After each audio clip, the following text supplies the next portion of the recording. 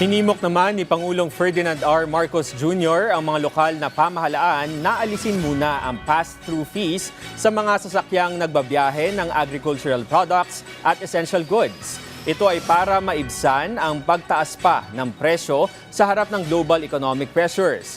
Ayon kay Pangulong Marcos Jr., may nakarating sa kanyang ulat na may ilan pang barangay ang naniningil nito sa bawat sako ng palay at sasakyan.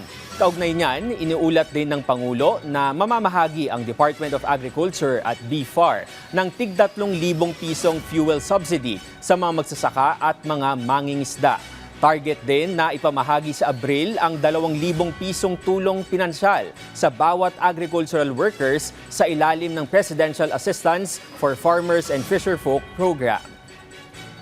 Muli, nananawagan ako sa ating mga local government unit na siguruhin wala ng pass-through fee na sisingilin. Sana matigil na ninyo po ito dahil ang epekto lamang nito ay pinapagmahal ang presyo ng ating mga bilihin. Upang matulungan ang mga magsasaka at mangingisda, ipagpapatuloy ng DA, ang Department of Agriculture, ang pamimigay ng 3,000 pesos na fuel subsidy sa ating mga magsasaka.